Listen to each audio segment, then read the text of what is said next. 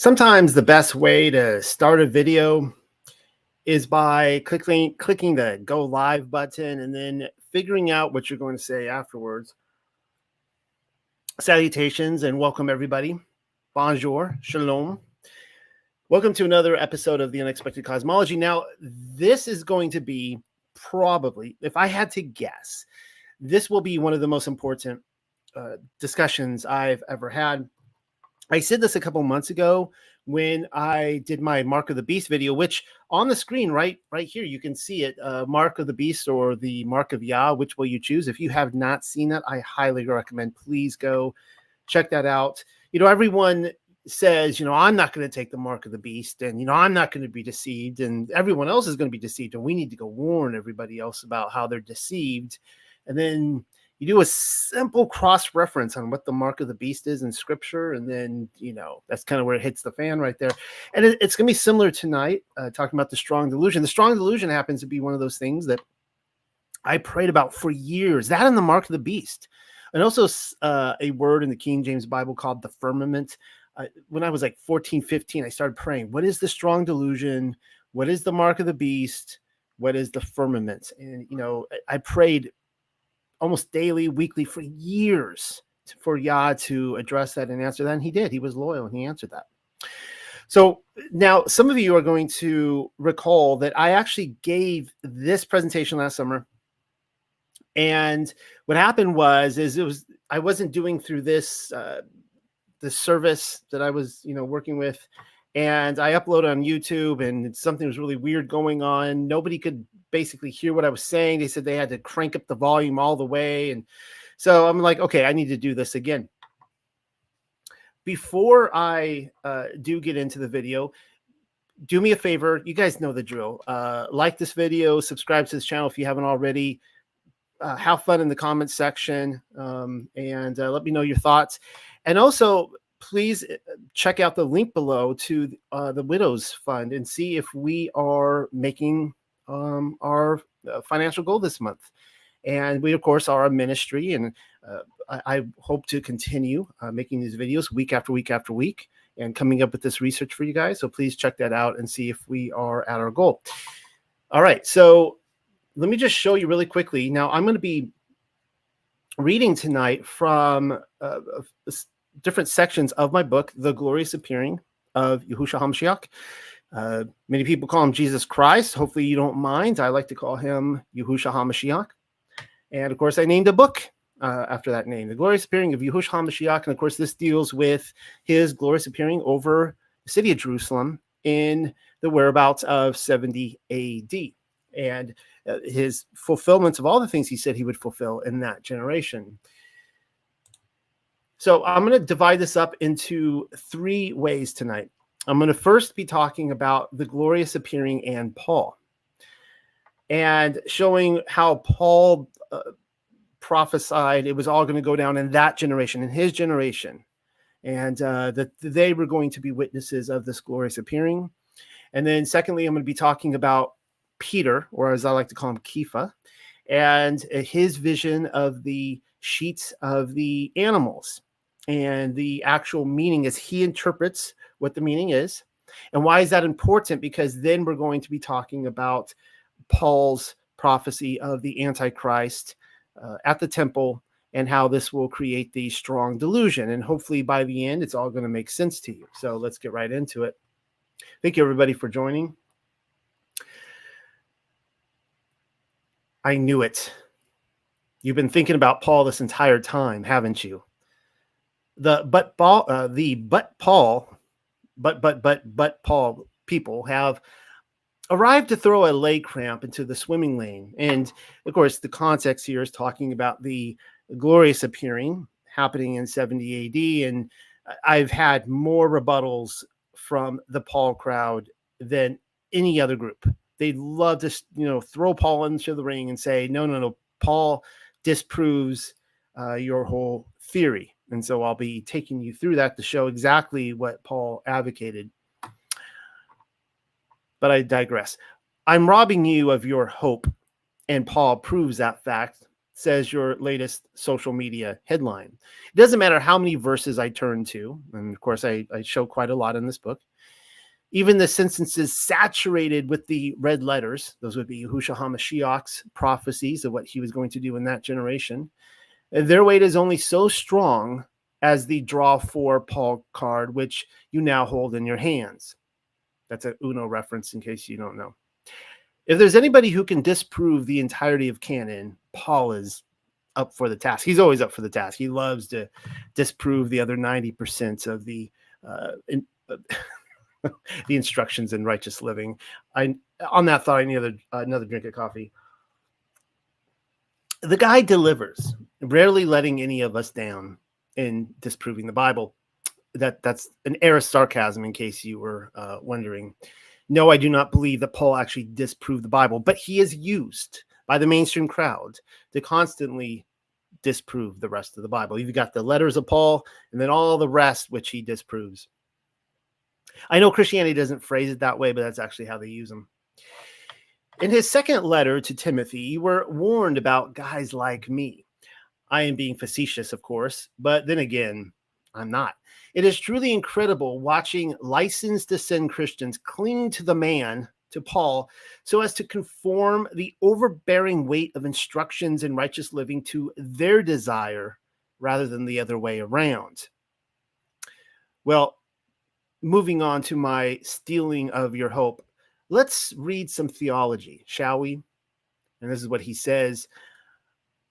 But shun profane and vain babblings, for they will increase to more ungodliness, and their word will eat as does a canker, of whom is Hymenaeus and Philetus, the canker brothers, who concerning the truth have erred, saying that the resurrection is past already, and overthrow the faith of some. 2 Timothy 2:16 through 18. Oh dear. Hymenaeus and Philetus, the canker brothers, strike again, apparently figuring out that we've missed the rapture as a biblical pastime. Doesn't anybody find it remotely odd that two individuals were going around proclaiming how they'd been left behind? It is certainly interesting. I would like more context on this. The mere fact that people were persuaded by their message tells us of the 40-year temple generation's mindset. They were fully aware that Yahushua HaMashiach was walking up the driveway, pushing his finger ever closer to the doorbell. And of course, I go through all those verses from the other apostles talking about his immediate return to that generation, the hope of that generation. Everyone's so concerned about me stealing their hope of this generation. We're dealing with a very entitled generation today. They are entitled to experience his glorious appearing, not the first century church, who the promises went to. The majority of scholars date 2 Timothy to 64 or 65 AD, the very years in which Paul is said to have been martyred under the thumb of Nero. 2 Timothy, or Timotheus Asheni, is almost universally recognized to be his final letter, particularly because of lines such as this one. And he says this in 2 Timothy 4:6 through 7, "For I am now ready to be offered, and the time of my departure is at hand. I have fought a good fight. I have finished my course. I have guarded the faith." 2 Timothy 4:6 through 7. Rather suspicious that Paul announces his retirement after instructing Timothy to keep a lid on it.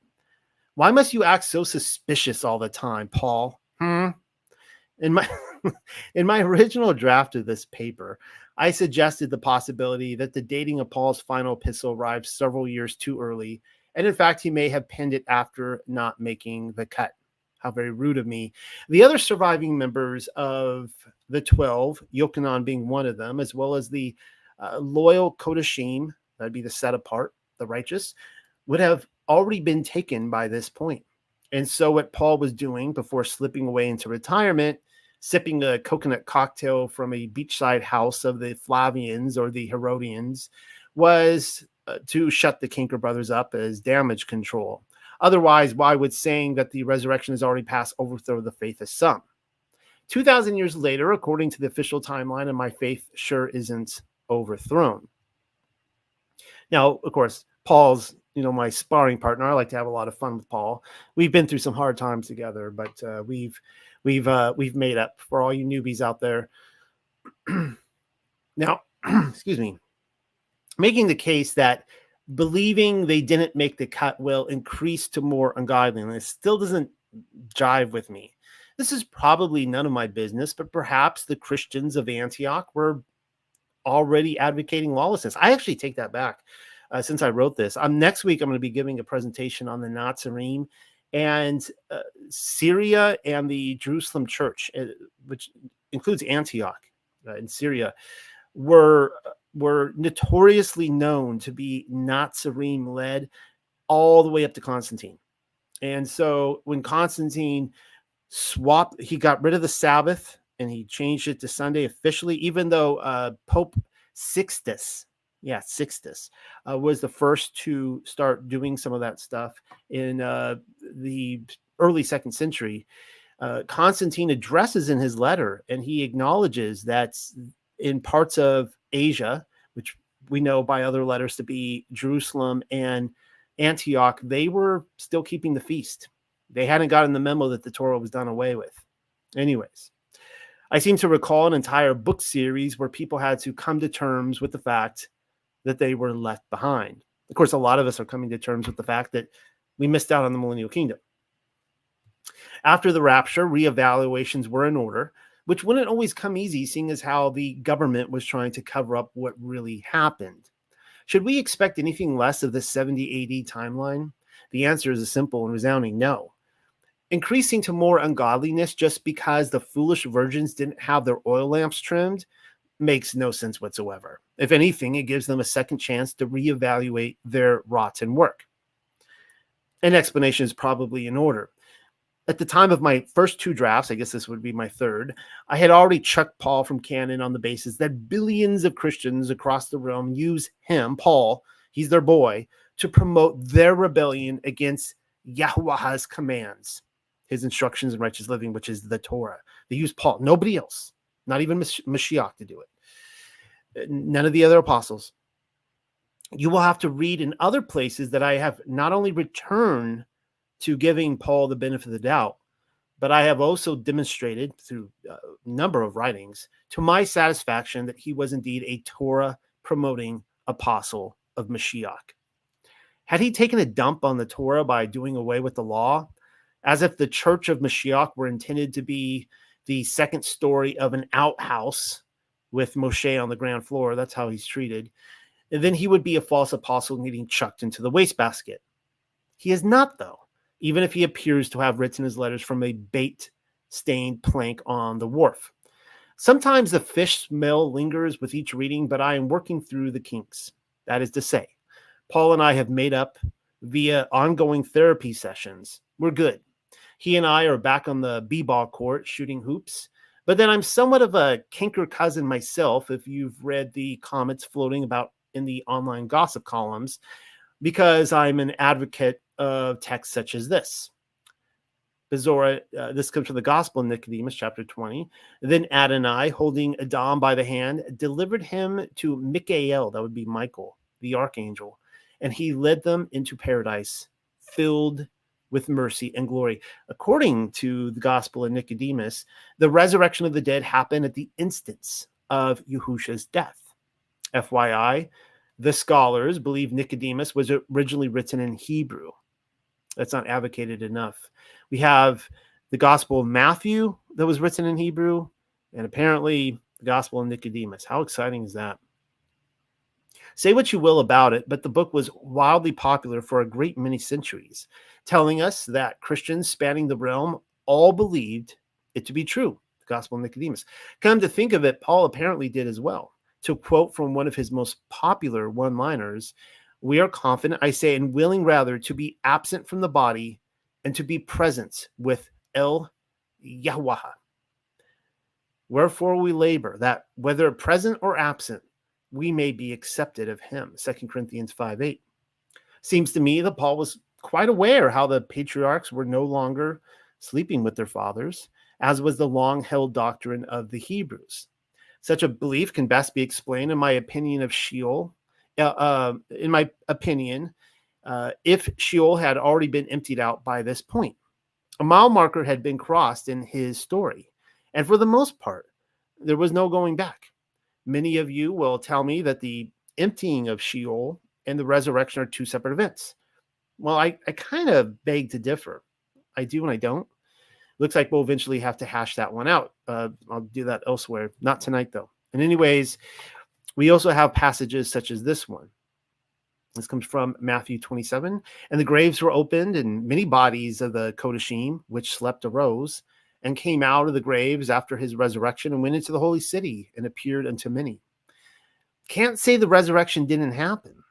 Oh, it happened all right. In the very least, it went down for some, though a better way of saying this is that they came up.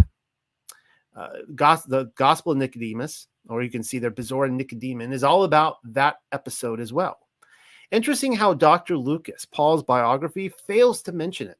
Presently, the but Paul people are frantically turning through Paul's letters in disapproval, and the Southern Baptists are hawking up a loogie. They do that often with my work. I could give you a second and a third and maybe even a fourth witness, but now I am thinking that what needs to be done is an inclusion of my paper, Adam's Return to Paradise. I don't have a link to it there because I'm reading from my book, which gives ample proof that the resurrection indeed happened at the moment of Yahushua's death. I will go ahead and post a link in the instance that I don't get around to it. Boom, there you go. Who do we have here? This is Ignatius of Antioch.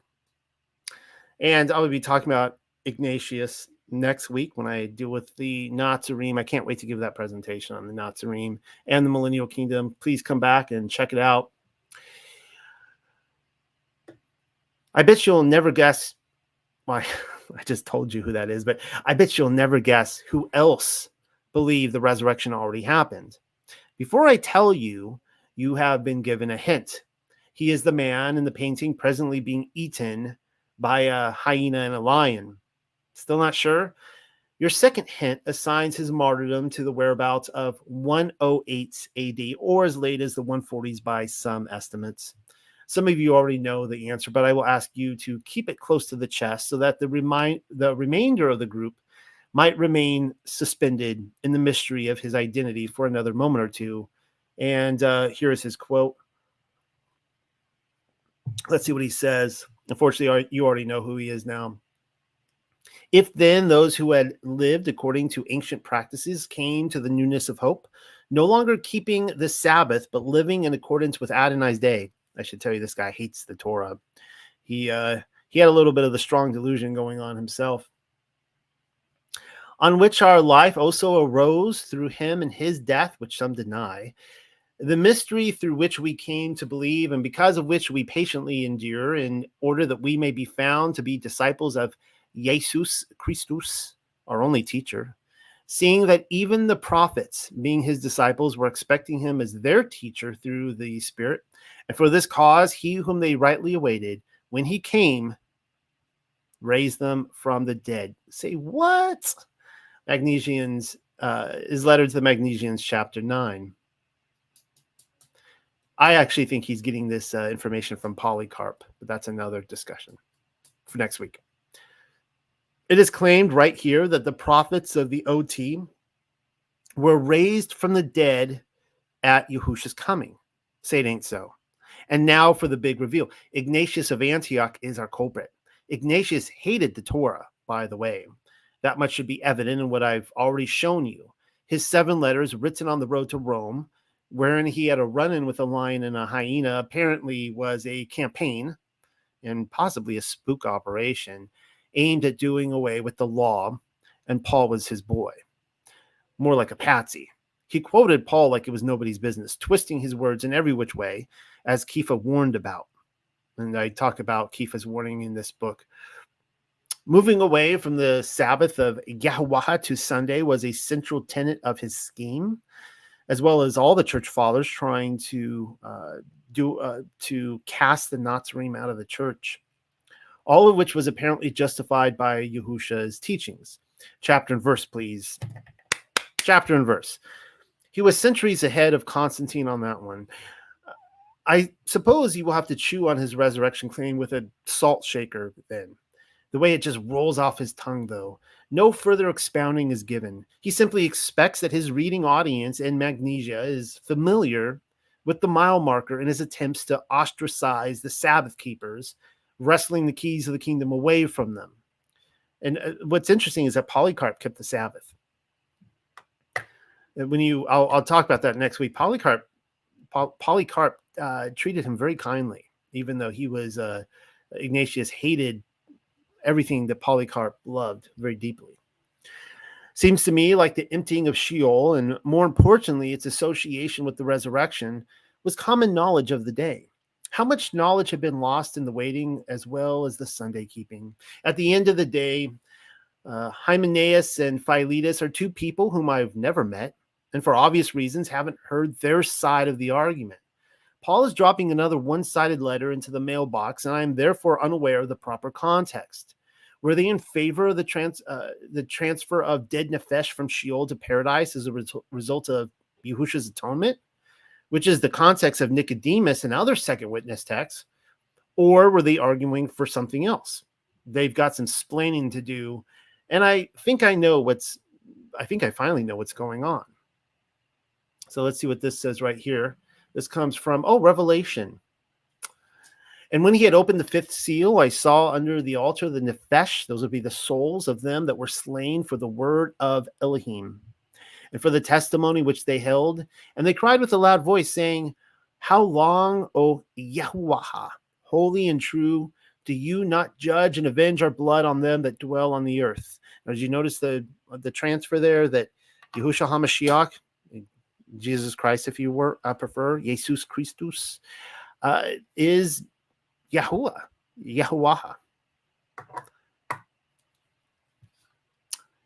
Continuing, and white robes were given unto every one of them, and it was said unto them that they should rest yet for a little longer until their fellow servants also and their brethren that should be killed as they were should be fulfilled. Revelation 6:9-11. When I talk about Josephus's descriptions of Jerusalem in the year 66 to 70 AD, I cover this as well, how this prophecy was fulfilled. A frequent inquiry that I get asked about concerns a potential reset of Sheol after its initial evacuation in the whereabouts of 30 AD, to which I will reply, that seems to be the case, sort of. So the idea is that Sheol was emptied out, and the prophecies in Second Esdras say that the surrounding nations, the Gentiles, will remain in Sheol, but Israel, the children of the Ruach HaKodesh, would be taken out forever. And so that appears to have happened in 30 AD. And so you have to ask the question, well, okay, does everyone immediately go to paradise, or is there like another reset and they go somewhere else? And that's what I think is happening. I think that they were the dead, everyone who died in the fig tree generation, starting from 30 to 70, when they died, they went below the altar and they were told to wait there a little bit longer until they were able to go to paradise. So reading again from this text, allow me to explain. Sheol was emptied out of the Kodashim, but then for whatever reason, the dead nefesh of those who were slain for Mashiach were held under the altar. Stephen was the first recorded martyr and would have been included among them, though there could have been other righteous people who died in other ways that would have gone there. They wanted vengeance for their blood, but were told to wait another 2,000 years and some change. No, wait, scratch that. Just a little bit longer. They didn't have to wait 2,000 years. They just had to wait, I don't know, a few more months, another year, another couple years, something like that. Nothing too intense. 10 years at the most, maybe. Notice how they are quarantined from all other dead nefesh recorded throughout his story. Adam, Noah, Abraham, David, and Yeshayahu, that'd be Isaiah, are not included among them. What is also different about this situation is that they were clothed in white robes, signifying the presence of the Ruach HaKodesh. As far as my present knowledge goes, and from everything that I've read, she never entered Sheol to clothe the dead Kodashim. In this, so when Yahushua goes down, the Gospel of Nicodemus straight up says Yahuwah goes down to Sheol. And so when he goes down there and frees them, that the Ruach HaKodesh, the Holy Spirit's not there, or wasn't before that moment, if that makes sense. Anyways, in this way, Paul's claim in 2 Corinthians 5:8 still rings true. They were in the presence of Yahuwah, clothed in the Ruach HaKodesh, and were perfectly capable of communicating with him. And we see that in Revelation. There is your reset. So again, after 70 AD, what happened to the dead? Did they go to another waiting cell until the next big event? I don't know. I really don't know. But I do believe that wherever they went, they were conscious and able to communicate with Yahushua HaMashiach, Yahuwah. And it probably has something to do with cleanliness. But even that containment of dead nefesh under the altar of the temple was only intended for the 40-year temple generation. And as I've already shown you through the testimony of Josephus, they were released. I mean, he even says so. Really interesting. To quote him again from War of the Yahudim, moreover, at the feast which we call Pentecost. How exciting is that? I don't know what day you guys are celebrating Pentecost on, but today is my Pentecost. I kept Pentecost today.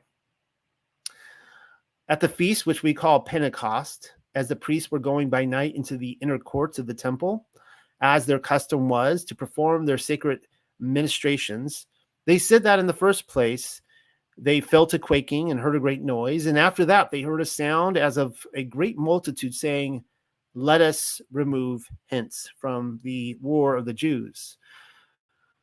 In conclusion, the scene emanating from the fifth seal of Revelation was fulfilled long ago. You'll hear the YouTube videos. They'll look at the modern news and go, "Oh, the third seal, the fourth seal, it's being opened right now." Yahushua came for them, for those who were under the altar. He came for them. Or at the very least, they were released from their holding cell. They too were evacuated before the temple was destroyed. Was there another reset? We are not told.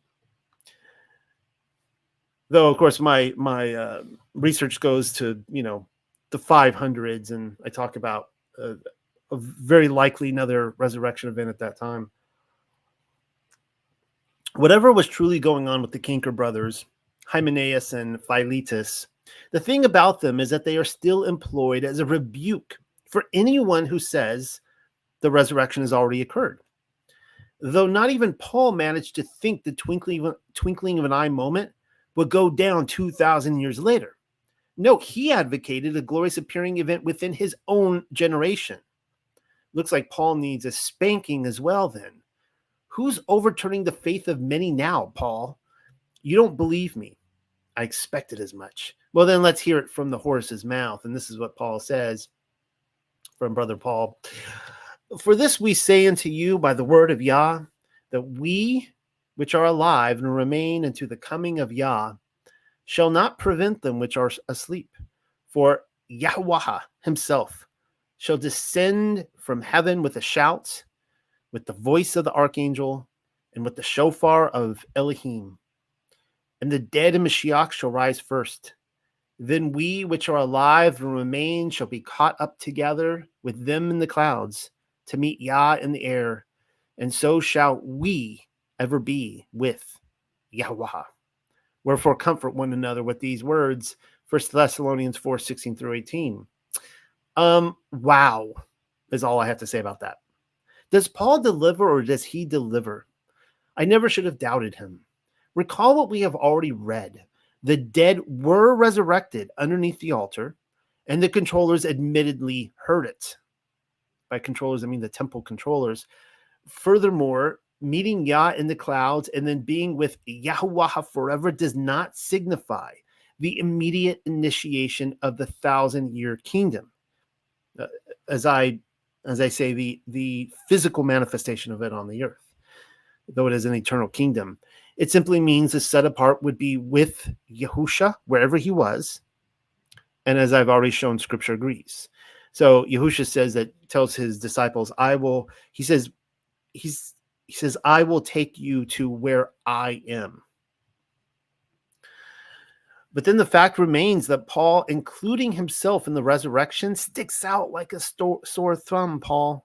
He says we, and then thinks to include it a second time. We. Just so we're clear, we includes himself, and you and I are pronouns, which furthermore designate we are not contemporaries of his. He wasn't speaking to us. He was speaking to the people of, he wasn't writing a letter to a church and saying, and telling them about the glorious appearing that was soon to happen. Say, oh, by the way, I'm not actually addressing you. I'm addressing these people who are going to buy this Bible with an ISBN number in a bookstore 2,000 years from now, and it's going to happen to them. Was Paul simply stating his opinion again? I think he was. That's what Paulianity conveniently claims whenever they don't agree with their man anyways. They hate it when I say he's giving his opinion, but then they say it all the time. Oh, that's just Paul giving his opinion there. If so, then the entire passage should be taken as an opinion. You can't have it both ways. Paul is promising a future event and then including himself in it. And so we have to ask the question, did Paul, well, he's clearly not alive now, but was he alive at the time of the glorious appearing? Now, the official narrative says that he was beheaded about 6 or 7 years beforehand. What he should have said is, we, the dead in Mashiach, are cozied up in our white robes under the altar, shall rise first, then those of you which are alive and remain. But no, what we have before us is further evidence that Paul was a man, albeit a servant of Mashiach, who was writing commentary upon the Torah as well as the mysteries of heaven. Just so we're clear, Paul was hopeful that he would labor and live up to the moment of Yahushua's glorious appearing. And I don't see the wrong in that. So for those of you who think I'm coming down hard on him, I'm really not. The more I read of Paul, the more I really do just appreciate what he has to say. 1 Thessalonians 1:19, for what is our hope or joy or crown of rejoicing? Are not even ye in the presence of our Adonai Yahushua HaMashiach at his coming? There it is again. Paul opens up his letter with the assurance that his generation of readers would live to see the Yahushua HaMashiach upon his arrival. I know it says ye this time, but you are not the ye spoken about here. He did not write the letter to you. He didn't write to me. The scholars slap a date of 49 through 51 on this one. It's not like, remember in Back to the Future 2, when Doc writes a letter, and I think in 1885 to the Western Union, and says not to open it until like a certain date on 1955. Like, that's not what Paul was doing. Like, do not open this letter until, 2030. You are not a resident of the first century, Thessalonica. He did not postmark his letter and drop it in the courier sack with the added directions, do not open until 1948. I actually like that line better. When the Ashkenazi overtake Israel by force, claiming to be Jews. It seems pretty evident here who was receiving the promise. To the end, he may establish your hearts, unblameable in holiness before Elohim, even our Father, at the coming of our Adonai Yahushua HaMashiach with all his Kodashim. 1 Thessalonians 3:13. It happens again. Paul once more advises the residents of Thessalonica to establish their hearts and show themselves blameless via holiness in preparation for the coming of Yahushua HaMashiach with all of his Kodashim.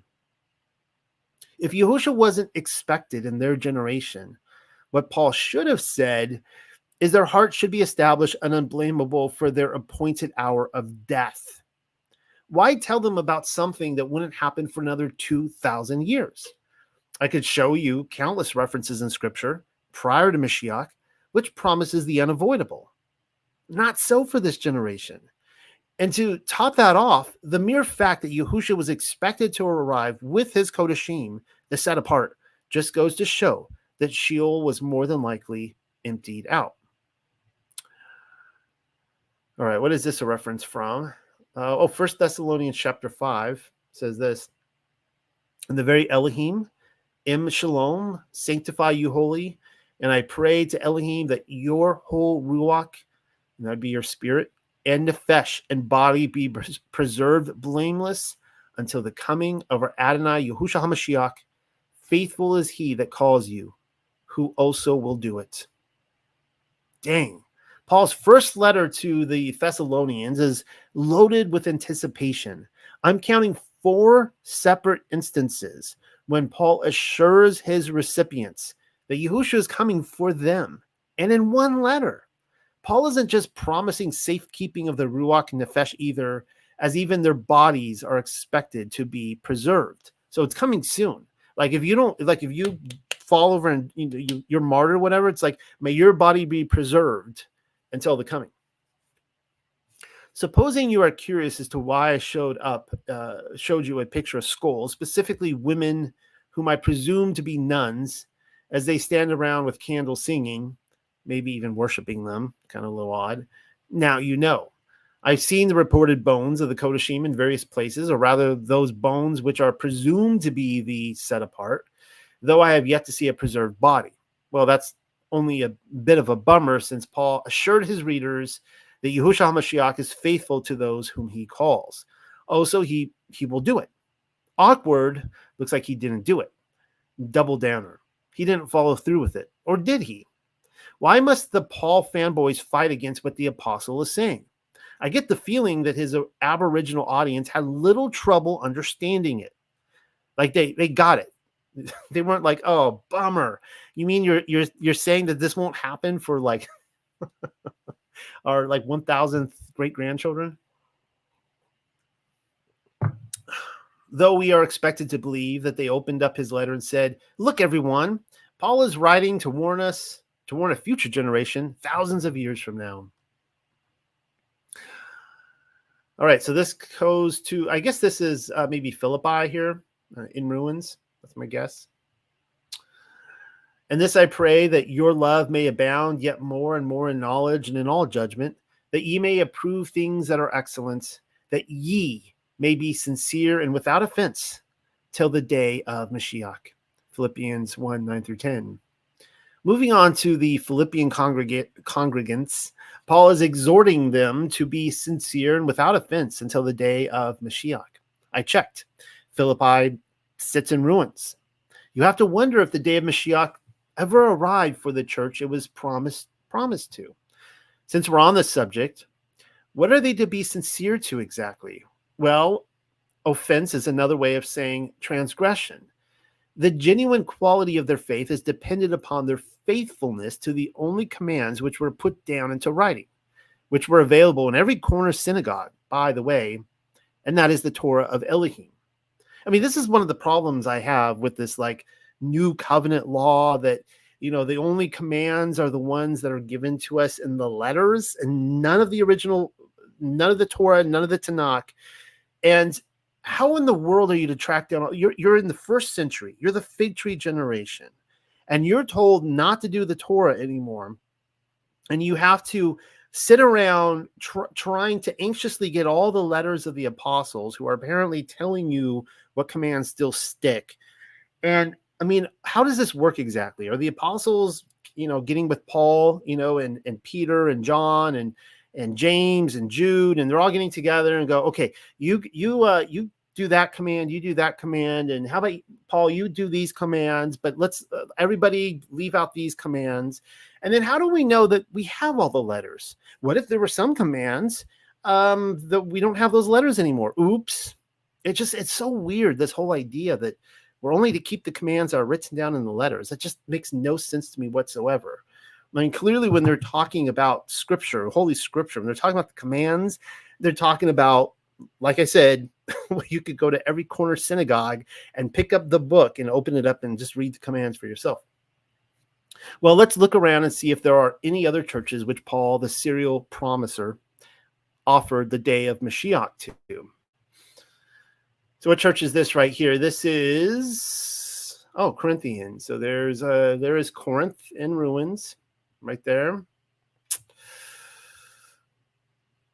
I thank my Elohim always on your behalf for the grace of Elohim, which is given you by Yahushua HaMashiach, that in everything ye are enriched by him in all utterance and in all knowledge, even as the testimony of Mashiach was confirmed in you, so that ye come behind in no gift, waiting for the coming of our Adonai Yahushua HaMashiach, who shall confirm you unto the end, that ye may be blameless in the day of our Adonai, Yahushua HaMashiach. That comes from 1 Corinthians 1, 4 through 8. What a way to open a letter, right? At the risk of sounding like a broken record, 2,000 years is a long time for anyone, much less the Church of Corinth. I know Paul was a tent maker, but expecting his buyers to stake one of them among the ruins, sitting around cranking their necks up at the white puffy clouds until they're eventually turned into chemtrails, waiting for the archaeologists to dig them out of a pit, but also for the self-realization of the Ashkenazi and their eventual kickstart of the 1948 fig tree generation in the news. So this right here, we have Clement of Rome. Clement of Rome has much to do with why my mind was changed on Paul. Some of you were there during the Bible study that I gave probably 2 years ago now on First Clement. I love that book. I wish First Clement, if I could choose canon, I would keep, of course, all the books we have, but I would throw First Clement right next to Peter, maybe right after First and Second Peter. I'd put in First Clement. It came during one of my weekly online studies at the Unexpected Cosmology. I am not presently interested in giving you line-for-line commentary on Clement's epistle to the Corinthians because that would take a book. And as you can see, I'm presently already writing one. It should suffice you, though, to note that fissures in the church is a prominent theme, which is also a prominent theme in Polycarp, interestingly enough. And the very reason as to why the newly positioned Bishop of Rome took up the pen. Now, it should comfort us all, for those of us who are weekly having the debate on whether Paul is a true or false apostle. If there's anyone from coming out of kind of Paulianity right now and they hear that, they're like, what? Who would ever say that? But that's, on my outpost of this realm, on the furthest reaches of the realm, this is what we constantly talk about. And it should comfort us all to know that within the first and second century, like, he was highly debated. I mean, there were many, many believers who were like, yeah, we don't want Paul's letters read in our church. There were many. It was, and then there were many who did, right? So, and many who did who were Torah observant as well. It wasn't just like the Torah crowd against the anti-Torah crowd. I'm finding that the Nazarene, again, I'll be giving that presentation next week. It appeared to me that the Nazarene were very pro-Paul. And in fact, if they were anti-Paul, then it would show up by the church fathers being disgusted. Can you believe these people? They won't read Paul. Like, they never bring that up once. I've never seen a single quote from that. So just something to think about. And in fact, the people who we do know as Nazarene, I am fully convinced Polycarp was Nazarene. He quotes from Paul extensively. And of course, Clement was as well. He was a Torah guy, and he quoted from Paul extensively. The Church of Corinth was a pet project of Paul's, and there was a clear division between those who followed Paul and those who rejected him in favor of Kepha. Up until that moment, I was on the Kepha side of the divide before studying Clement, and it changed my opinion. But then I read passages such as this one in Clement's letter, and this is what he says in 1 Clement to the Corinthians 2:8. Being adorned with a most virtuous and honorable life, ye performed all your duties in the fear of him. The commandments and the ordinances of Yahuwah were written on the tablets of your hearts. Preach it, Clement. I love it. Amazing. What surprised me in all of this is that Clement upheld the whole of Scripture.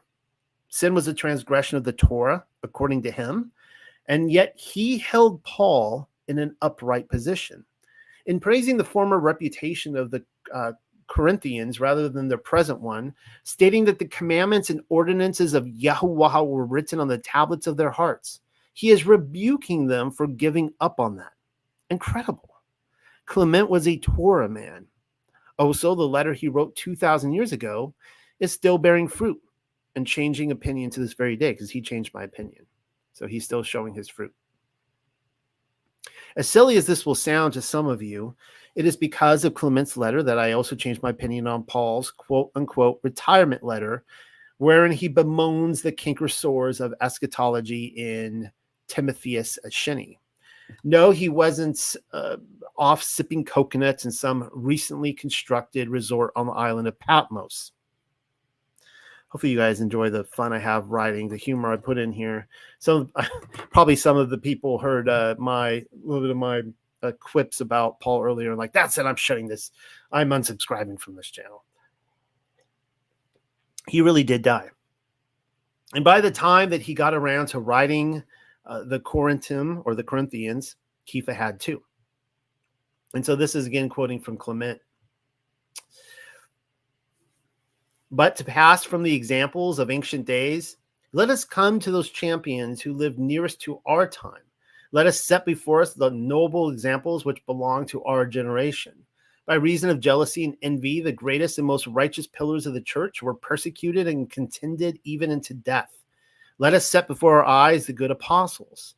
There was Kepha, who by reason of unrighteous jealousy endured not one but many labors, and thus, having borne his testimony, went to his appointed place of glory.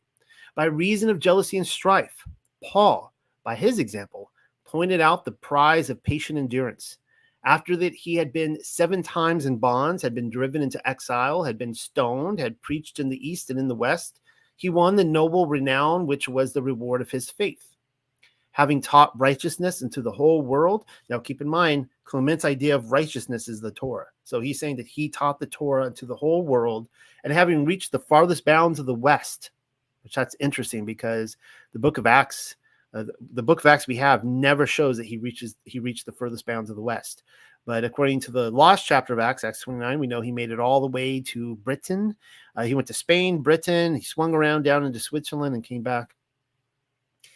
And he went up against the Druids. And when he had borne his testimony before the rulers, so he departed from the world and went unto the holy place, having been found a notable pattern of patient endurance. Clement to the Corinthians 5:1-6. And there you have it. Kepha is a historical martyr. Not that I was contesting that part, but then in the matter of time, so was Paul. Neither lived to witness the glorious appearing. What really boils my bubble and bursts my buttocks, I don't even know what burst my buttocks. What did I say burst it? Is all the scholars with the audacity to claim Clement didn't get around to writing his letter until the reign of Domitian, which would be the whereabouts of AD 96. That's at least 30 years after the fact. Ridiculous.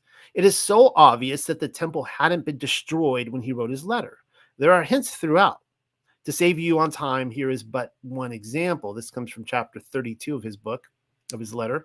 If any man will consider them one by one in sincerity, he shall understand the magnificence of the gifts that are given by him. For of Yaakov are all the priests and Levites who minister unto the altar of Elohim. Of him is Adonai Yahushua as concerning the flesh.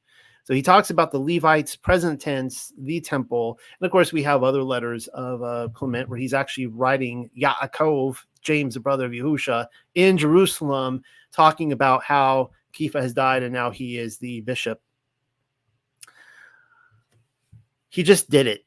Clement referred to the Levite priests who ministered into the altar of Elohim. What I just explained to you was dictated as something that already happened, though, except when Clement committed the deed, he spoke in the present tense. Were and ministered versus are and minister. Huge difference, though we are not expected to notice. And then there is the next awkward letter which has come to my attention. I guess I was jumping ahead of myself here. Clement to Yaakov, Adonai, and the bishop of bishops who rules Jerusalem, the holy church of the Hebrews. And the churches everywhere, excellently rounded by the providence of Elohim, with the elders and deacons and the rest of the brethren, peace be always. Be it known to you, my Adonai, that Shimon, this would be Kepha, Peter, who for the sake of the true faith and the most sure foundation of his doctrine was set apart to be the foundation of the church, and for this end was by Yahushua himself, with his truthful mouth named Kepha, the first fruits of our Adonai, the first of the apostles, to whom first the Father revealed the Son, whom the Messiah with good reason blessed, the called and elect, and associate at table and in the journeyings of Messiah, the excellent and approved disciple, who, as being fittest of all, was commanded to enlighten the darker part of the world, namely the West, and was enabled to accomplish it. And to what extent do I lengthen my discourse, not wishing to indicate what is sad, which yet of necessity, though reluctantly, I must tell you. So he's going to tell you something really sad right now. He himself, by reason of his immense love towards men, having come as far as Rome, clearly and publicly testifying in opposition to the wicked one who withstood him, that there is to be a good. Who is the wicked one that opposed him? It was Simon Magus, and he opposed him, and in front of Nero, and then Kepha was told he was going to be crucified. He fled out of Rome. He had a vision of Yahusha, and he decided to walk back into Rome and to be crucified.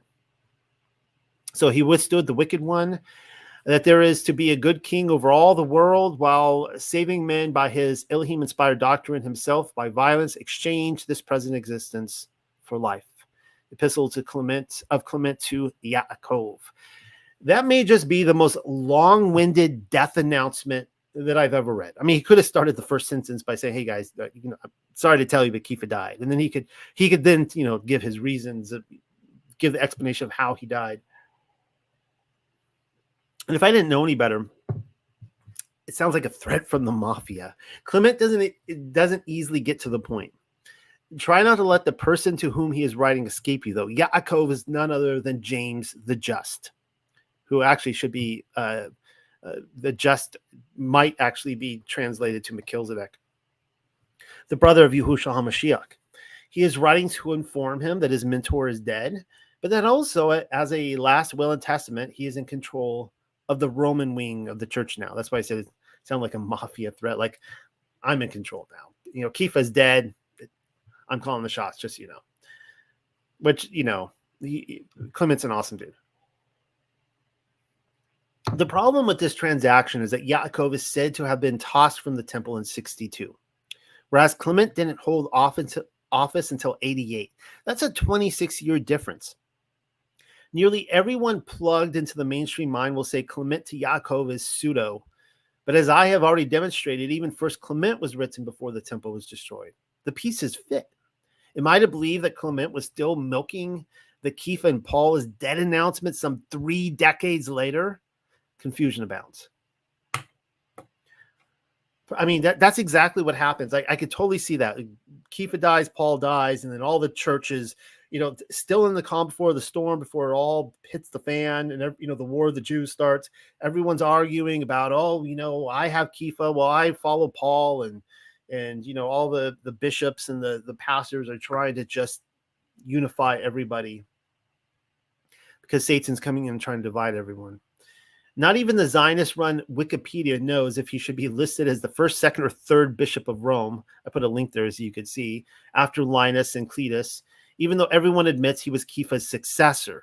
So it's just so weird. It's like, yeah, he followed Kepha, but there was also, you got to squeeze Linus and Cletus into there somehow. The scholars just love spreading his story thin, particularly in places where there is nothing to be had, don't they? If it were up to me, Clement would have been included in canonical scripture. Unfortunately for all of us, Constantine didn't send me an invite. Bummer. I would have been probably thrown in prison or executed.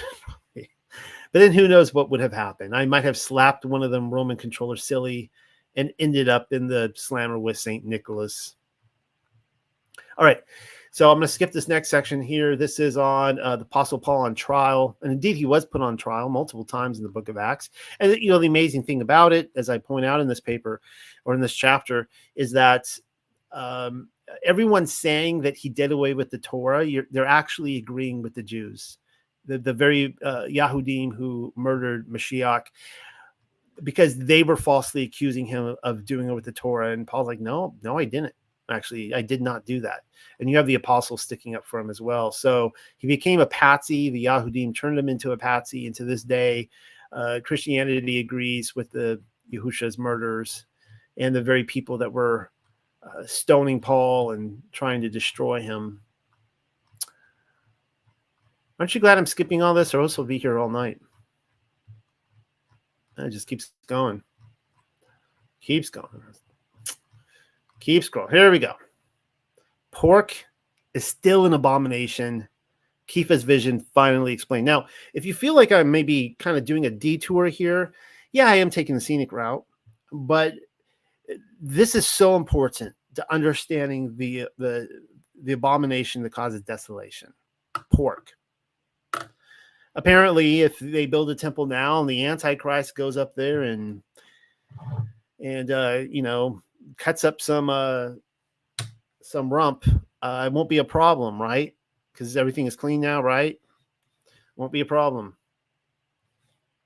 Those are the things that people don't think about.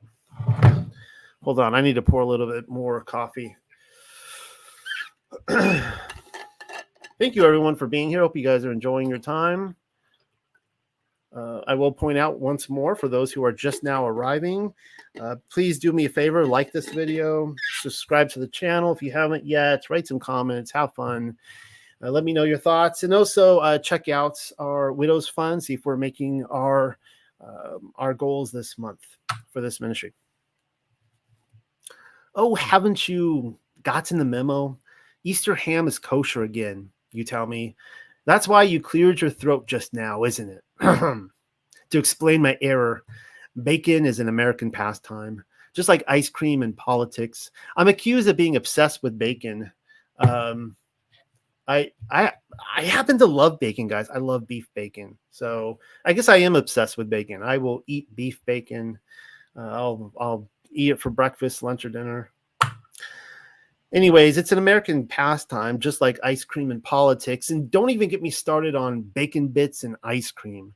The hot dog is as American as bottle rockets and barbecues and the 56 signers of the Declaration of Independence, as well as drill sergeants and the Federal Reserve and bleeding on the flag to keep 7 of its stripes red or whatever, thanks in part to Keefa's vision of the animals on the sheet.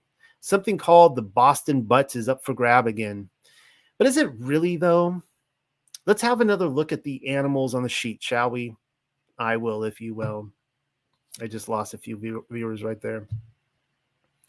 For the king had sent Sepharim by messengers unto Yerushalayim and the cities of Yehud, that they should follow the strange laws of the land and forbid ascending smoke offerings and sacrifice and drink offerings in the temple, and that they should profane the Sabbaths and feast days and pollute the sanctuary and holy people, set up altars and Asherah poles and chapels of idols, and sacrifice swine's flesh and unclean beast, that they should also leave their children uncircumcised, and make their souls abominable with all manner of uncleanness and profanation, to the end they might forget the Torah and change all the ordinances. 1 Maccabees chapter 1. You will tell me that's not Keefa's vision and that I'm already stalling, which is apparently a habit of mine. I'm just pointing out the reported fact that if the Antichrist were to incite the abomination of desolation all over again, baby back ribs would apparently be on the menu and therefore not a part of the problem. Cleanse the temple, but keep the coals glowing out back. Did I get that right? Yeah, I'm sure the ham hock and the other unclean beasts had nothing to do with it. Shrimp and oysters, probably surf and turf, if I had to guess. Smoked shank is the reason for the season and why I'm thinking of bringing this up now, because pork chops plays into the dispensationalist wet dream. The bulk of the futurist revelation crowd, though certainly not all of them, have little choice but to conclude that Antichrist will have to come up with other menu options or risk coming to terms with the fact that they too inhabit the spirit of Antichrist. Wow, I just lost 15 viewers watching this in the last, ever since I turned to this. That's not for everyone. And obviously, the point of the exercise in Maccabees is explained to us. It was so that the people might forget all about the Torah and change its ordinances. That's what it says. That's the whole point of the abomination that causes desolation. Seems like a success, if I dare say so myself. So now maybe you can see where I'm going with this tonight. Ask any Christian what caused the abomination of desolation, and they'd be hard-pressed to connect the dots between that and the skin on their Hawaiian pizza. Now, going back even further in his story, and this is what we read. This comes from Bereshith, from the Aramaic Targum.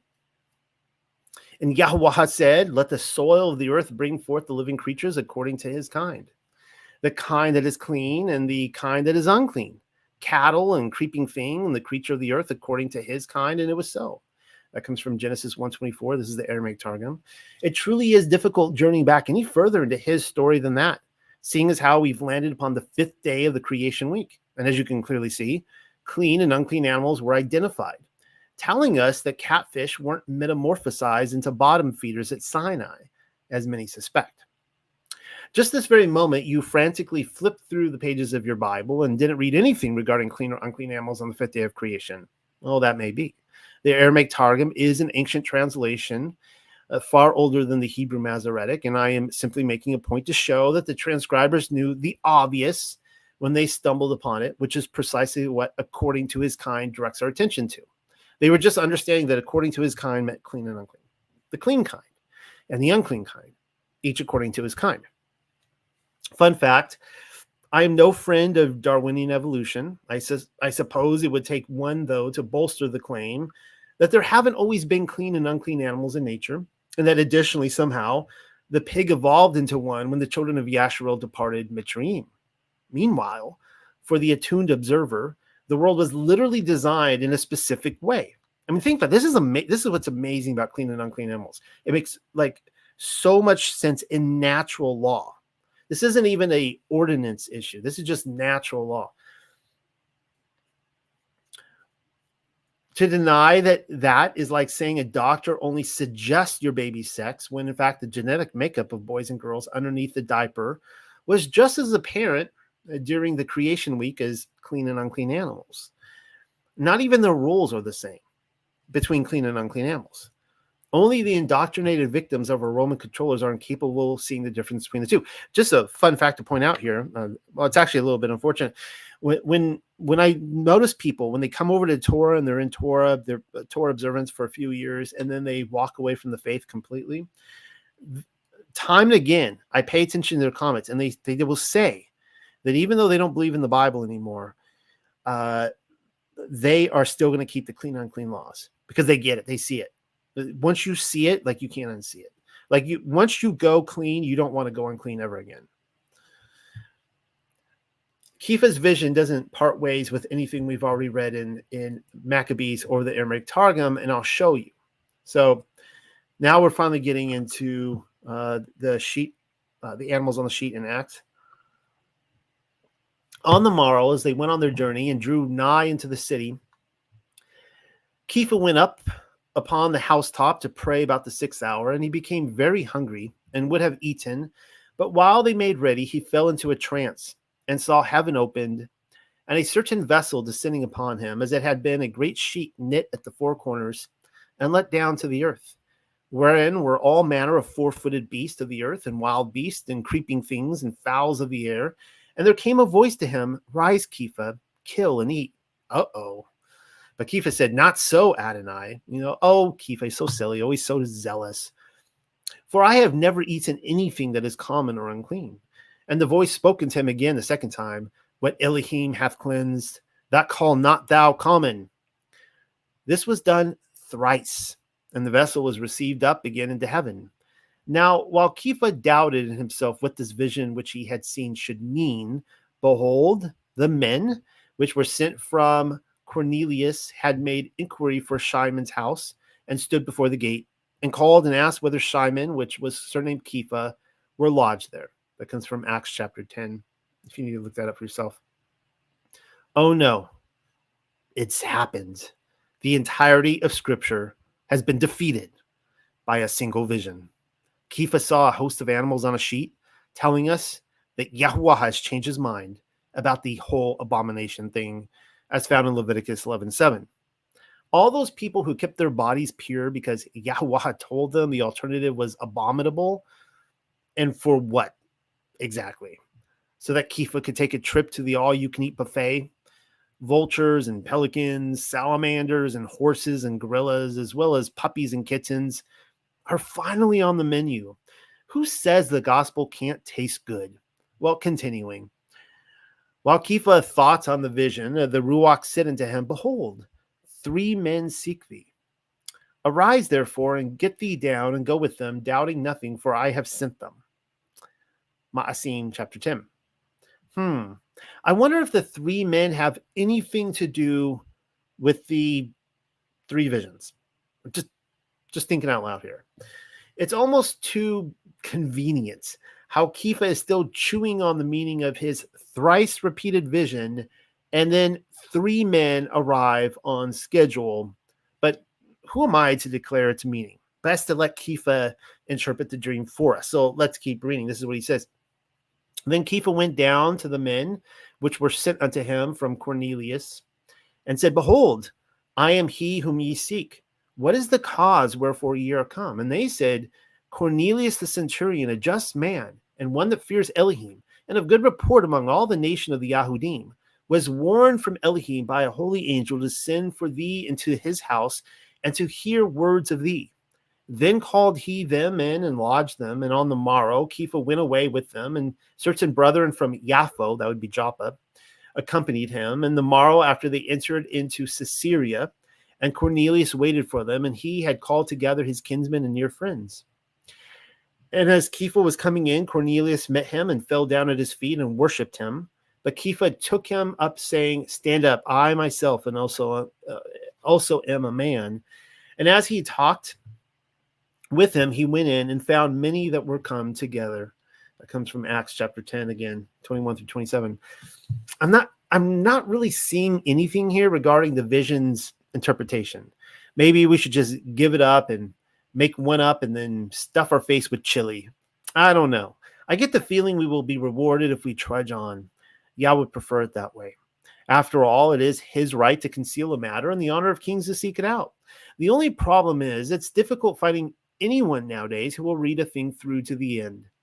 I'm willing to bring up the standard and finish it if you are, to see if there is a moral to the story after all. So let's keep reading. And he said unto them, ye know how that it is an unlawful thing for a man that is a Yahudim to keep company or come unto one of another nation. Actually, you guys, that's not a law. That's not in the Torah anywhere. But Elohim hath showed me that I should not call any man common or unclean. Like, did he? He said, wait. He said that Elohim has showed him that to call no animal unclean, right? No, that's not what he says. So Kepha has just interpreted his dream for us, his vision. Whoa, heresy. Did Kepha just interpret the dream for us? I think so. Let's not jump the gun quite yet, but I'm pretty certain Kepha interpreted the dream for us. Yes, I reread it again. He did.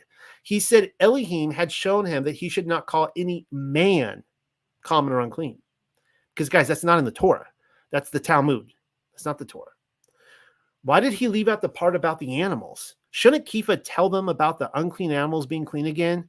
Kepha, why didn't you tell them about the animals? They're clean, right? Right? There are a lot of unhappy Baptists standing around at the church picnic right now, preparing to hawk a loogie at me downwind. What is going on?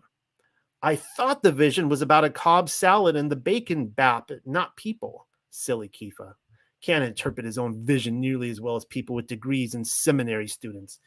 You have to wonder if he corrects his own error later on. So let's just keep reading in case that happens, because you never really know. Maybe he'll realize that it is about eating unclean animals, surf and turf, all that. Then Kepha opened his mouth and said, Of a truth, I perceive that Elohim is no respecter of persons, but in every nation, he that fears him, that's really interesting, he that fears him too, and worketh righteousness. The fear of Allah, the fear of God, leads to working righteousness, is accepted with him. Acts 10, 34 through 35. I cheated and skipped ahead several verses. It was to save paper. But as you can see, Kepha interpreted his vision again. If you're counting on your fingers, that's his second clarification. And they remain the same throughout the whole of the Bible, all the way to Revelation. He said Elohim is no respecter of pork. Wait, scratch that. What I meant to say is persons. I have some deprogramming myself to do. Of a truth I perceive is just as important. It's his way of letting us know what his analysis is, and that it is the Elohim given truth rather than a lie. He's saying, I'm telling you the truth right now. This is what it's about. If Kepha were lying to us, he would say something to the Goyim like, I brought the sausages, fire up the grill. thereby causing the Baptists to perform backflips and somersaults with a napkin clinging to their neck. And just in case that wasn't made abundantly clear, I grew up Baptist, guys, so I like to make fun of the Baptists. They were formerly my people. And just in case that wasn't made abundantly clear to those of us inhabiting a later century, he clarifies, every nation that fears Elohim is accepted by him, so long, and there's the conditionally, so long as they are workers of righteousness. There's always the but in there, the conditionally. Notice how he didn't say workers of lawlessness were accepted by Elohim. Nobody changed the definition of righteousness in this story. The Torah abides. Had somebody stuck a fork in the pork hocks and shanks, then that said individual would be a worker of lawlessness by definition. Recognizing the difference, though, is probably none of my business. In the following chapter, Kepha once more recounts his story and again interprets his vision for the other apostles. If you're still counting on your fingers, that's 3 times he interprets the thrice vision regarding the 3 people. 333. What do you know? And it just so happens to be about people, every interpretation. Amazing. You can't make this stuff up. So here we are in chapter 11 of Acts. And the apostles and brethren that were in Yehuda heard that the Goyim had also received the word of Elohim. And when Kepha, these are the other nations, right, that Kepha was told that he was not to mingle with them according to the law. What law? It's not in the Torah. Okay, that's, again, the Talmud. And when Kepha was come up to Yerushalayim, they that were of the circumcision contended with him, saying, thou went to men uncircumcised and did eat with them. Dun, dun, dun. Now that I think about it, this would have been the perfect opportunity for Yaakov and the Jerusalem group to add cutlets to their list of complaints. But they didn't. Read it again. Nowhere do they claim that Kepha was gnawing upon a club sandwich. Seems to me like what they were upset about is the fact that he ate among pagan men who had yet to cross over into the Abrahamic covenant by way of taking a knife to it. I could be wrong about that. Wouldn't want to make the mistake of so many seminary students. Best to let Kepha explain it in his own words. So continuing, this is what he says. But Kepha rehearsed the matter from the beginning and expounded it by order unto them, saying, I was in the city of Yaffo praying, and in a trance I saw a vision. A certain vessel descended, as it had been a great sheet, let down from heaven by 4 corners, and it came even to me. Upon the which, when I had fastened my eyes, I considered and saw 4-footed beasts of the earth, and wild beasts, and creeping things, and fowls of the air. And I heard a voice saying unto me, Arise, Kepha, slay and eat. But I said, Not so, Adonai, for nothing common or unclean hath at any time entered into my mouth. But the voice answered me again from heaven, What Elohim have cleansed, that call not thou common. And this was done 3 times, and all were drawn up again into heaven. And behold, immediately there were 3 men already come into the house where I was, sent from Caesarea unto me. At what point during or any time after Kepha's explanation do you think the brothers Yaakov and Yehuda went out and ordered a Cubano sandwich with the Jerusalem group, the Jerusalem group? Or how about a McRib? McDonald's brings that one back from time to time. Kepha was hungry when the vision occurred, but it was to illustrate a point. He thought upon what the thrice vision might entail and thought upon it some more, and then finally concluded rightfully, in truth, that the meaning could be found in the 3 men. If only others would think about this with as much consideration as Kepha did. The vision was obvious to him and everyone else whom he told it to.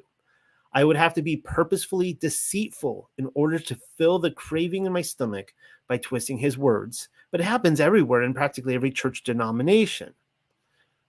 Again, we're talking about the strong delusion tonight, right? That's the theme of the night. Also, pork is disgusting, and it's in practically everything. That is testimony in and of itself that Scripture is a living document, and the Hasatan wants us ritually unclean, committing abominations, unfortunately, willfully. Again, before this is over, you shall see why I took the time to take you through this activity. It plays into the 70-80 narrative. Thank you for your patience, the management. All right, well, let's keep reading. And that ends the second section. Here I talked about the 7 kings and the 7 Caesars of Rome, how that correlates with the beast. And then what comes next? Skip all this.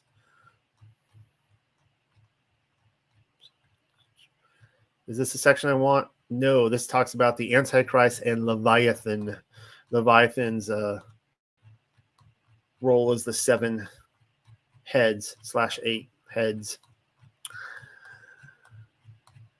Almost there. Oh, there's the 10 horns. Not talking about that tonight. The second beast. We'll get there soon enough, guys. Good time for a bathroom break. Oh, here we are. The Antichrist, the strong delusion, and Paul.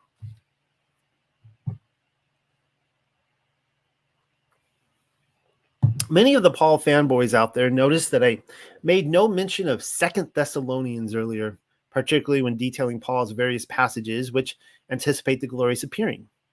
If this is at all like those other 1,000 instances in my writing career, then they are currently going about social media writing status updates about my snubbing the passage and also how I've been stumped and incapable of answering it. I actually got asked this one a lot.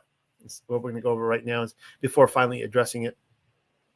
And that preterism, or whatever label I've been assigned to this week, last week it was Gnostic, if I recall, has been defeated once and for all. Oh, believe me, Paul's Antichrist warning was on my mind.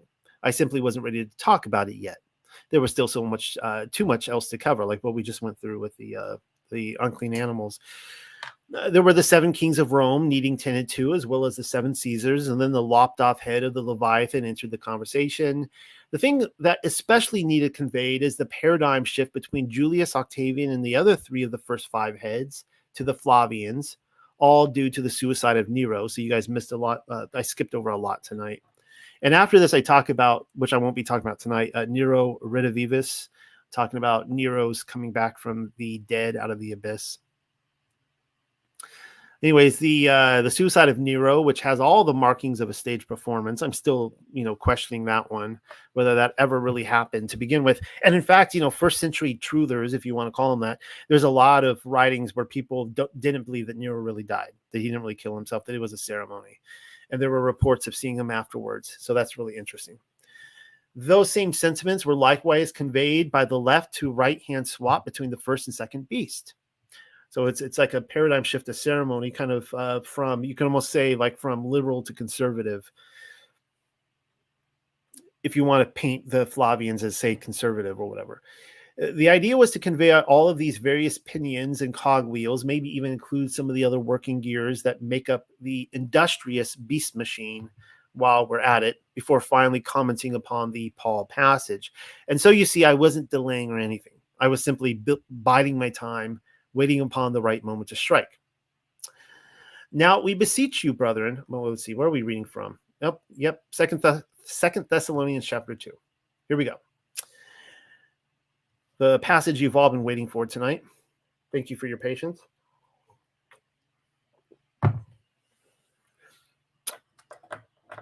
Now we beseech you, brethren, by the coming of our Adonai Yahushua HaMashiach, and by our gathering together into him, that ye be not soon shaken in mind, or be troubled, neither by ruach, nor by word, nor by sefer as from us, as that the day of Yahuwah is at hand. Let no man deceive you by any means, for that day shall not come, except there comes a falling away first. What is the falling away? And that man of sin be revealed, the son of perdition, who opposes and exalts himself above all that is called Elohim, or that is worshipped, so that he as Elohim sits in the temple of Elohim, showing himself that he is Elohim. Remember ye not that when I was yet with you, I told you these things? So Paul is saying here that he's like, look, I gave you a lot more details in person. And I think that that's what all the apostles were doing. They were going around. They didn't want these letters necessarily apprehended and read by the Romans, which may have happened. And so they kind of had to be a little bit more covert in how they talked. And now ye know what withholds that he might be revealed in his time. For the mystery of iniquity does already work. Only he who now lets will let until he be taken out of the way. And then shall that lawless one be revealed, whom Yahweh shall consume with the ruach of his mouth, and shall destroy with the brightness of his coming, even him whose coming is after the working of Satan with all power and signs and lying wonders, and with all deceivableness of unrighteousness in them that perish, because they receive not the love of the truth. Remember when Peter said, of truth, I tell you, right? It wasn't about eating unclean animals. So many people have not received the love of the truth, which is the Torah, that they might be saved. And for this cause, Elohim shall send them strong delusion that they should believe a lie. How tragic. This strong delusion is not something we're waiting for when, some future Zionist Antichrist arrives. This strong delusion has been here since the fig tree generation. That they all might be damned who believe not the truth, but had pleasure in what? In unrighteousness. And of course, sin is a transgression of the Torah, right? Sin is unrighteousness. People take pleasure in breaking the Torah. It's tragic. 2 Thessalonians chapter 2. The Antichrist was Nero, but then again, he was Vespasian. And while we're at it, Titus. I just dropped 3 names. Do you see my dilemma? I put these things off for a reason. First and foremost, and again, I talked about them. You guys can read those papers for yourself. Do you see my dilemma? I put these things off for a reason. First and foremost, the biggest tip-off that the lawless one was expected to arrive in their generation comes to us in verse 5. Paul had already given them the gory details in person. This was simply a recap of a conversation which we were not a part of, and an abstract one at that. In terms of the letter was abstract. He wasn't willing to relay all those facts again in an open letter, which might be apprehended by the authorities. Paul was simply reminding them again to be patient and wait for the events which he and probably numerous others had spoken of in private circles to unfold. What really busts my buttons is the sheer level of entitlement today. The first century church was experiencing unprecedented persecution. The second and third century church as well. If the atoning sacrifice and resurrection of Yahushua HaMashiach informed them of anything, it's that they could wait with faithful endurance until he fulfilled the remainder of his campaign promises. It was all supposed to go down within their generation. Meanwhile, the modern reader has the audacity to claim that they were all being told of what they could expect to befall us rather than them 2,000 years later, the fig tree generation. That's kind of beating a dead horse there. Paul's, you can see I took a little snippet out from Wikipedia there. Paul's brief adventure in Thessalonica can be read about in Acts 17. He enters a synagogue and begins teaching, as was his custom. Some of the Yahudim believe on Mashiach and many of the women. While staying there as a guest of Jason, the unbelieving Yahudim surround his house by night, hoping to drag them out of the house. The short of it is that the brethren send Paul and Silas away to Berea, wherein he immediately entered a synagogue, and from there to Athens, where more synagogues await. It was at Corinth, presumably in 51 through 52 AD, that Paul penned a quick succession of 2 letters to the believers of Mashiach. Why do the secular scholars claim it was written as a pseudo-piece anywhere from the late 1st century to the early 2nd century then? There are textual reasons and some interesting mix and match theories for sure, none of which concern me at the moment. In their less guarded moments, an honest scholar will tell you they are slapping at the wall, seeking a light switch in the dark, and that it is all a guessing game when they date these books. They're just making it up. I've actually seen this from I think it was a Harvard professor, and he actually confessed that he was dating the Gospel of Thomas, and he was like, "Yeah, we're just making it up." But then there is the Antichrist dilemma. The main reason for why they push the composition of this book to a later decade is for the same reason that Yochanan's Revelation doesn't show up until the late 90s, because the pastors are the ones going about detaching the sheep from the reality of Yahushua's generation and convincing them that the events foretold haven't happened yet. So what I'm saying is, with this book, it's really interesting that a lot of scholars are dating Second Thessalonians to a much later date, because they see that this too closely mirrors what actually happened in 70 AD. And they're like, well, that can't be. There's no way he could have guessed that in advance. So it had to be written at a later date. Where was I? I was getting excited and scrolling around. I lost my place. Let's see. Meanwhile, the secular scholars are reading these books too and going, oh, crap. Paul and Yochanan are talking about Nero and the Flavians, and we can't have that. People might begin to think that the Bible is true. Best to move its composition to a later decade so as to make the predictions more of an afterthought. You see what I'm saying? The interesting part about the 52 AD date is that Nero became emperor and pharaoh of Egypt in 54 AD. 2 years later, at the age of 16. So he would have been 14 when Paul wrote about the Antichrist who's not yet. The non-preterists love to write articles about how Paul was warning about him, Nero, in his letter, hoping to convince the preterists that he was indeed the Antichrist they're looking for, only to turn around and take a wrecking ball to the entire thing, claiming he couldn't possibly be the culprit because he is never once recorded as having entered the temple in Jerusalem. You see what I'm saying? So people will do that. Say, see, Nero was the Antichrist. Oh, but he didn't enter the temple. So he's talking about an Antichrist that hasn't come yet. Now, this much is true. It isn't him. Not that he wasn't a man of lawlessness. There's many antichrists, and he most certainly was a man of lawlessness. The problem, as I see it, is that the eschatology people aren't thinking fourth dimensionally enough. Nero may have been a head on the beast, but the beast has more than one head. Don't make me go over all of that again. It will be on the test, though, just so you know. I will ask the real man of lawlessness to please stand up, and that person can be found on the front side of coinage. Titus was the seventh and final head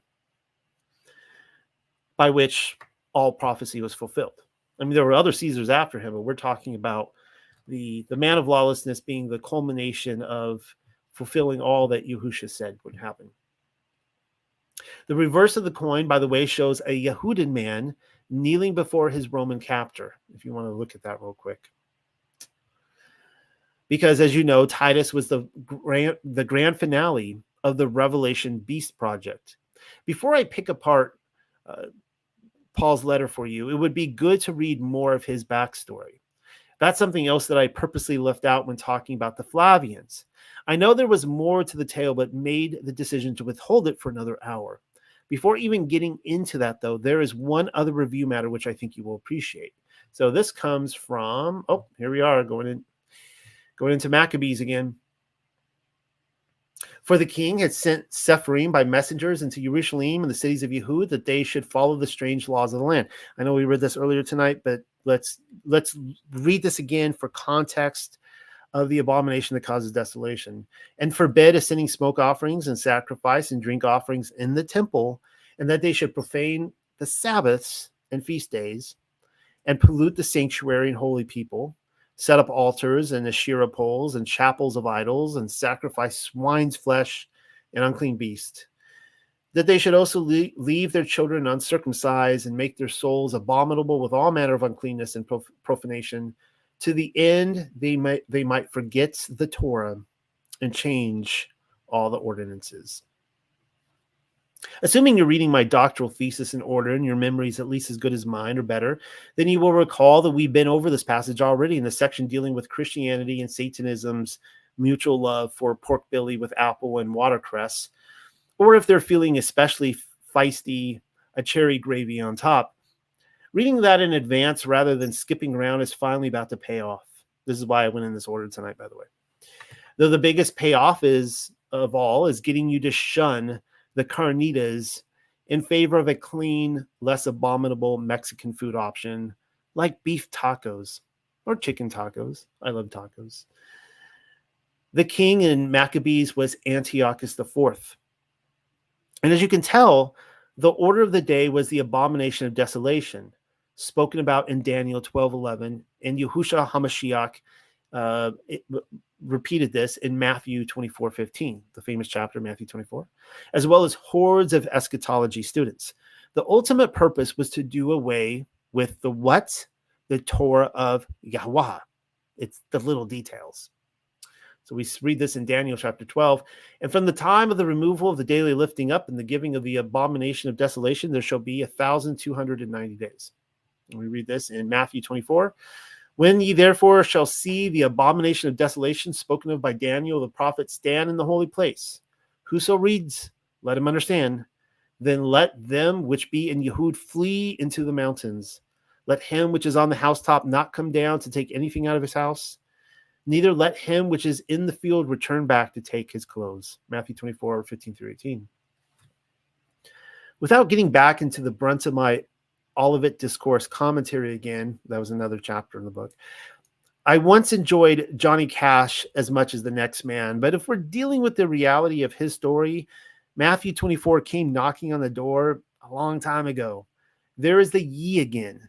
Yahusha is indirectly telling us that they would see the abomination of desolation spoken of by Daniel. And I take you through that chapter. I just count up all the ye's, and it's dozens of times. He's talking about them, not another people group. That person revealed himself in Titus, utilizing Antiochus IV as his role model. Yosef ben Mattathiahu, aka Josephus, even lays the case out for us.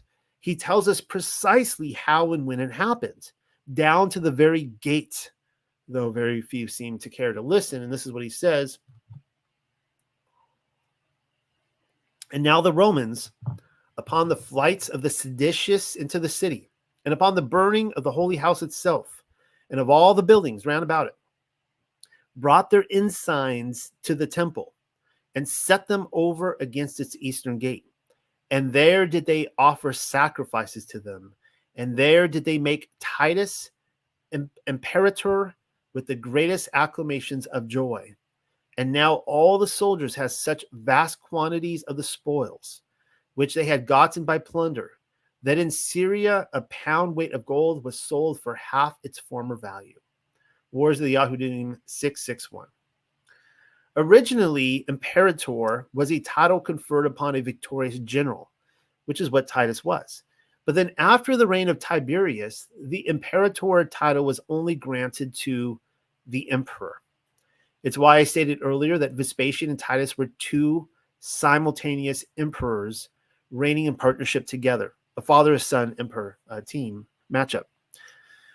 Try not to overlook the profound fact that he was declared imperator at the temple of all places in Jerusalem. I mean, had the title been conferred onto me, I might choose my favorite pasta joint for the crowning. Maybe my local corner pub, the sort of place where everyone knows your name.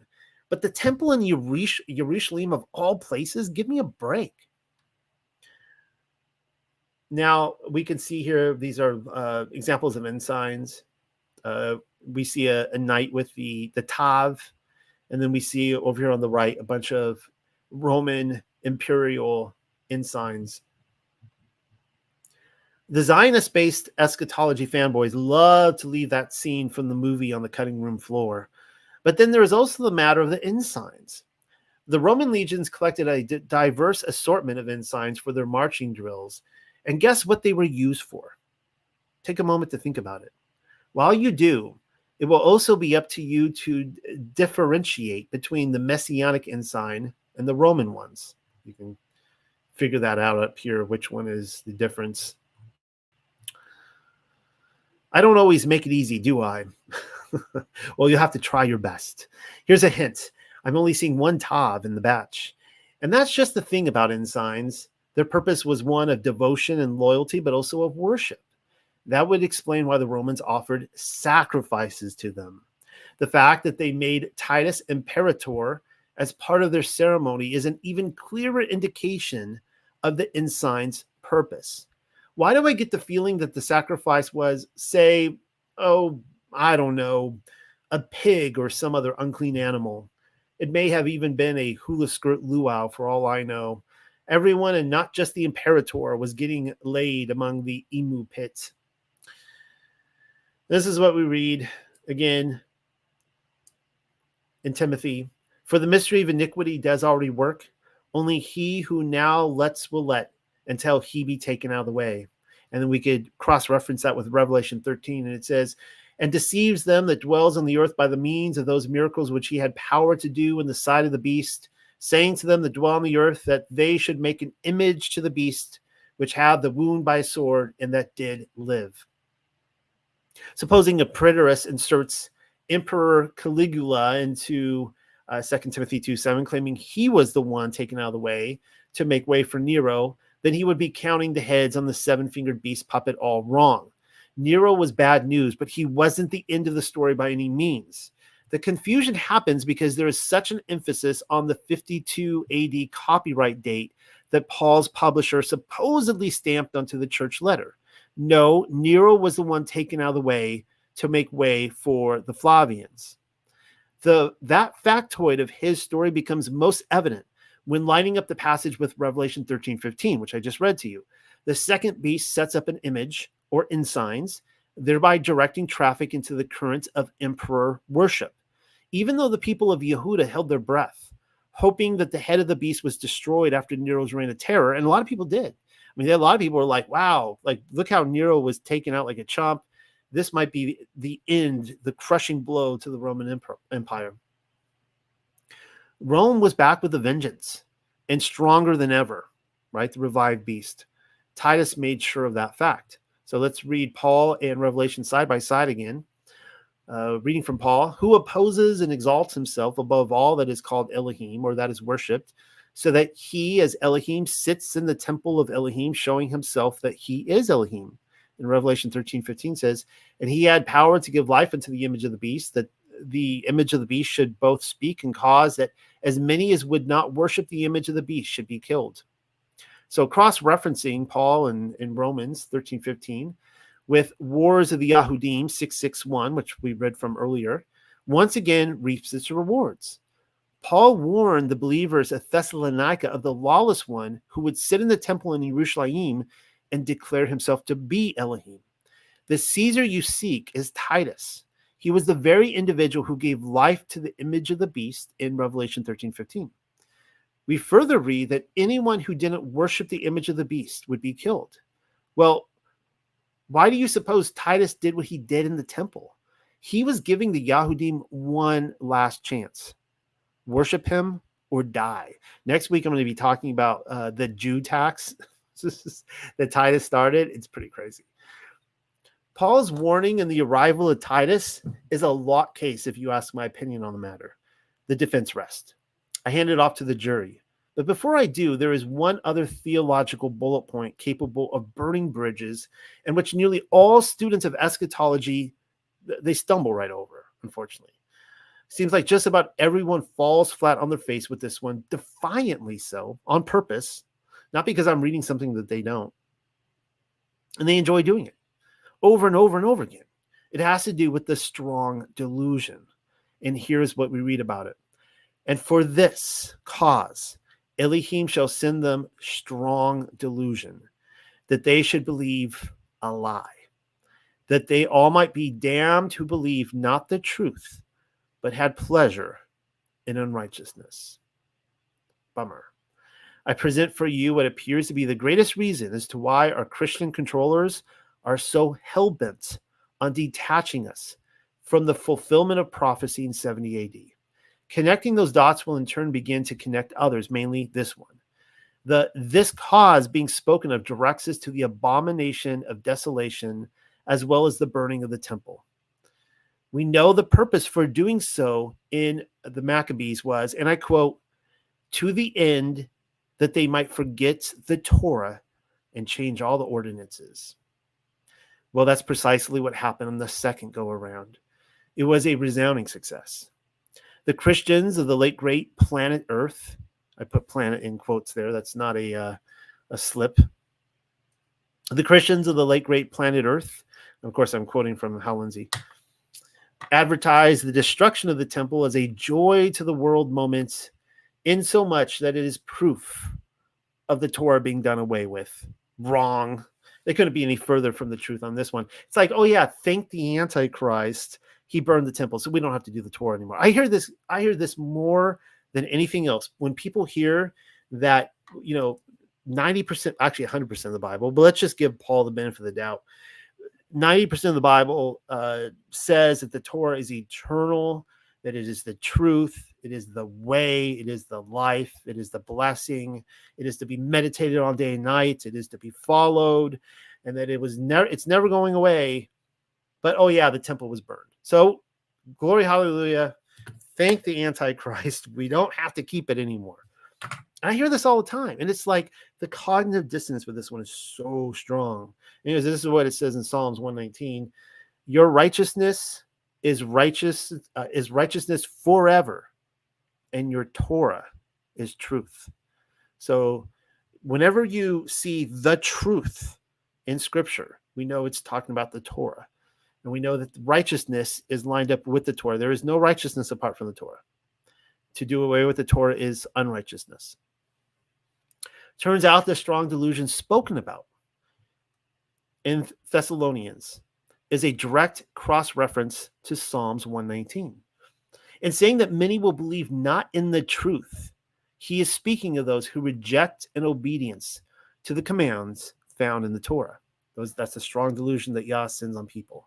They have believed the lie that the Torah is done away with. The destruction of the temple assures them of that apparent fact. When warning about those who prefer unrighteousness, he is speaking of those who reject the very character of Yahweh Elohim, which is forever and unchanging. Actually, he says they will take pleasure in doing so.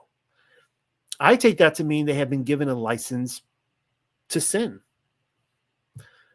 Elohim isn't bipolar, guys. He doesn't keep making up his mind over and over again. There is your strong delusion. Right. Well, I hope you guys enjoyed that. That's all I'm going to read from The Glorious Appearing Tonight. There is a link to the book if you're interested in more underneath this video. Also, don't forget to look at the Widows Fund, see if we have matched what we need for our budget this month. And one more thing, after this, we're having the after party over in Discord. I think the link should be updated under this video. I do have to update it constantly because it becomes a broken link. But anyways, come over to Discord. We're going to just hang out on there. I'm just going to record the conversation, and we can talk about this. We talk about whatever you guys want. I love the community. Love you guys. We'll do this again next Tuesday. Next Tuesday, I will be talking, Yah willing, about the Nazarene and how the very idea of the millennial kingdom being 1,000-year physical reign on the earth is actually tied in with the Nazarene. And the fact that church fathers wanted to do away with the idea of the 1,000-year reign because they said it was Jewish. It was too Jewish for them. And it was a Nazarene idea. So I'll be linking all that together next week. I think you guys can really enjoy it. And yeah, see you guys later. Good night, everyone.